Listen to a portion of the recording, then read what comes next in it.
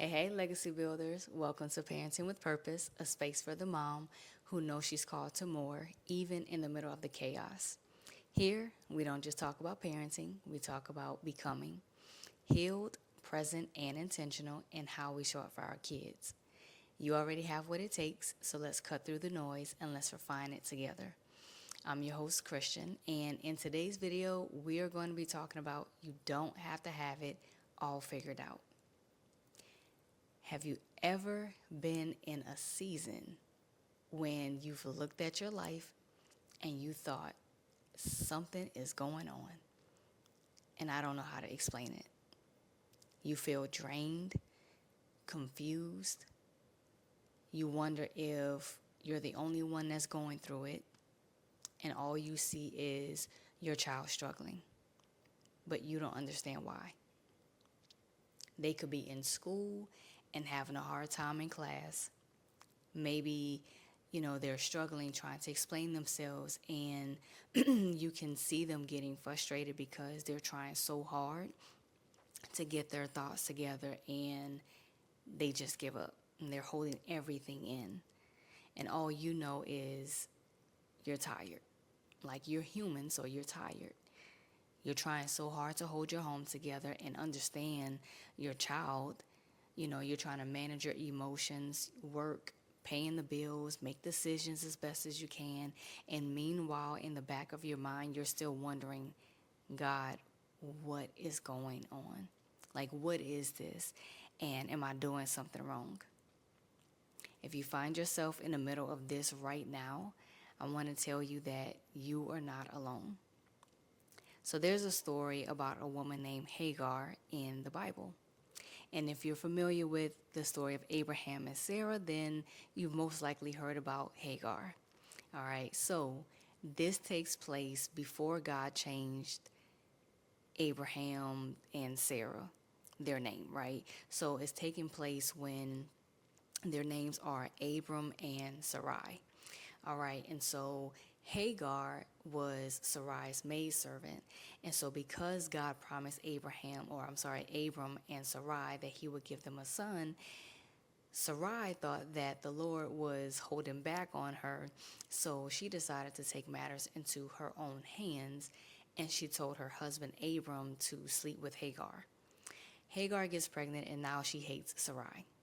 Sarai starts to act cruel with Hagar, and Hagar is on the run. She is her and her son, they run to this dry place, this desert place, and she's sitting next to a spring of water. Okay? So if we look at this, Hagar is a mom, she's alone, and her resources are limited. She's in a dry place. So her resources are limited. And I'm pretty sure she's wondering, how am I going to take care of my son? It's one thing when you see your child struggling and you know how to fix it. Like us moms, it's like something comes over and it's like, okay, this is what the problem is. Let me go ahead and fix it. It's another thing when you don't know what your child's needs are and you don't know how to help them. Like, you're watching them struggle, you know what's happening, but you don't understand how to fix it and you don't know where to begin, right? Like, you have no point of reference for what you're seeing. And Hagar finds herself in this place. And Hagar, she's in so much pain. She sits opposite. This is like a few chapters after she has run away, but it says that Hagar was in so much pain that she sat opposite of her son because she couldn't stand to see his death, right? But then the Bible also says that God heard her son. What I love about this story is that God heard Hagar's son and met Hagar in her distress. He didn't shame her for crying. God didn't tell her, you should have figured this out by now. Or, he didn't shame her for just how she felt. He met her where she was, and he opened her eyes, and what she saw was a well of water. Now, remember, Hagar had been sitting next to a spring of water, but she didn't even notice what was next to her until God opened up her eyes. So the provision was there, the help was there. She just hadn't seen it yet. So I want to land here, and I want to give you 3 things to look for. Number one, you may not understand everything yet. That key word is yet. You may not understand everything yet. There was a season where I had no idea what was happening in my home. All I knew was my son was struggling with something that I could not put a name to. And there were many nights when I cried myself to sleep because I felt hopeless. I felt helpless. I felt defeated because I'm watching my son struggle, but I didn't know how to fix it. I didn't know, the name to put to it so I could even begin to ask questions or anything. So I felt defeated. And I remember I kept going to God and asking him, like, God, what's going on? Did I do something wrong? What is this? And eventually I decided to get my son evaluated. And this is what gave me the answers that I needed, and also a starting point to get him the support that he needs. Now, I'll say this on the side. It took for me to speak to the right people for me to even be open to getting this evaluation. How can I put this? You're going to have to pray and ask God who you would need to talk to, because this is something that I think a lot of parents go through, that initial phase where you're in denial. Not saying everybody goes through it. I was one of them. But a lot of parents go through the denial stage, and you're going to need people who will support you through this process to help you and support you and have your back in knowing, like, okay, I'm doing this for my child. There's going to be all kind of questions that pop up in your head. So all I'm saying is it takes the right people to support you through this journey. All right.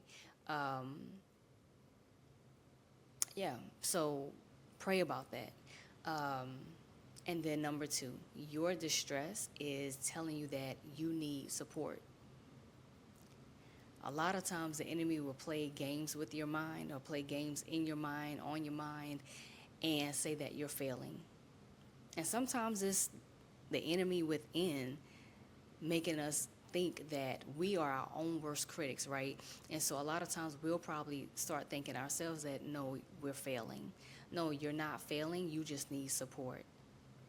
All right. So distress is telling your body is relaying to you, like, okay, I need support because I'm taking on too much that I was never meant to carry alone. So you simply just need support, and you can ask God to send you the right people in your life that will support you in that manner. As a single mom, we already carry so much on our own, and for so long that weight starts to feel normal. I mean, we really carry a heavy load, and when you've carried it for so long, your body gets accustomed to that heaviness, so that, like, so much so that you don't even know that you're carrying it.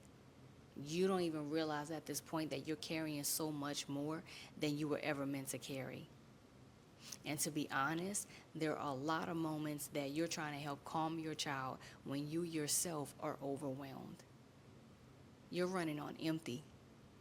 You're trying to stay calm. And here's the thing, you've been ignoring your own body when your body is trying to tell you that it needs rest. But no, you keep going. God created us in a way that our bodies would need rest. You're going to have to listen to your body and get the rest that you need. All right? You tend to feel guilty when you yell or snap at your child because you didn't respond in the way that you wanted to. And now you're beating yourself up. I've been there. I know what that's like, and it doesn't feel good. But you're going to have to give yourself grace because you're human. And if you're a single mom, then you know that most of the responsibility goes on you. You're going to have to give yourself grace. I believe that, not just believing, not saying it with words, but um, having experienced it myself, I believe that God can help you to stop yelling, but don't beat yourself up about that. All right, one day at a time, and give yourself grace. The third thing that I want to share with you, and this is the last one, is ask God to open your eyes to the well. God showed Hagar what was available. So the well represents him showing you what options are available, the direction that he's leading you to. Maybe that next step is you talking to the teacher about common behaviors that you both see at home and in school. Maybe the next step is taking your child to the doctor. The answer may not come all at once, and that's okay. That is okay, because in the meantime, you are still praying and asking God to open your eyes to show you what he sees and how you can serve your child best. You don't have to know the whole plan. Us moms, we want to know plan A, B, C, D, E, all the way through Z. God doesn't work like that. Most of the time, God gives us step by step. So you don't have to know the whole plan. You just need God to show you what the next step is. Trust him and then walk that step out. Keep seeking God. Remain a servant always. Always remain a student. Did I say servant? Always remain a student. Always be in a position of learning and gleaning, because you're learning, how God wired your child. You're learning how unique your child is. So always remain a student. I think it's easy. I'll say this. I think it's easy when in that stage of trying to figure everything out, and you're trying to get your child evaluated. I think a lot of times we can get defensive because it's already a touchy subject.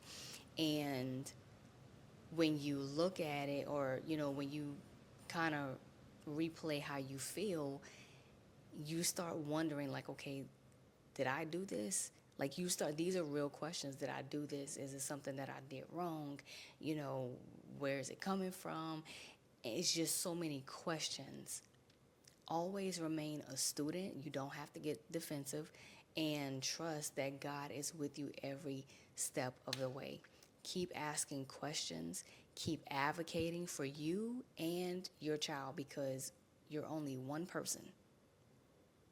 I think sometimes we tend to forget that. You are only one person. Advocate for yourself as well as for your child.